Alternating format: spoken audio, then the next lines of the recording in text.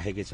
त्यसमा पनि विशेष गरी उपेक्षित, उत्पीडित, पिछडा वर्ग, भूमिहीन, सुकुम्बासीहरूको व्यवस्थापनको सन्दर्भमा, उनीहरूलाई हित गर्ने सन्दर्भमा, उनीहरूलाई न्याय गर्ने सन्दर्भमा त सरकार सचेत त छँदैछ त्यसमा। तपाईँ जस्तै बाँके पनि पुगेर आउनुभयो यसपालि आफ्नो चुनावी क्षेत्रमा, त्यहाँको जनताहरूले के अपेक्षा गरेका छन्? त्यहाँका अब जस्तै तटबन्धनको कुराहरू छ होइन, अब धेरै अब त्यहाँ बजेटहरू त अझ धेरै चाहिएको अवस्था छ, त्यहाँनिर सुकुम्बासीहरू पनि धेरै छन्, त्यहाँ ऐलानी जग्गामा घरहरू धेरै बनाइएको अवस्था छ। त्यहाँको जनताले पहिला भोट माग्दा यसरी माग्यो भनेर तपाईँको भिडियो पनि चलाइरहेछन्, यसको विषयमा चाहिँ तपाईँले के भन्नुभयो? अब बजेट भनेको कुनै एउटा स्थानीय तहको, कुनै वडाको, कुनै पालिकाको बजेट आउन लागेको होइन, समग्र देशको बजेट बन्ने हो।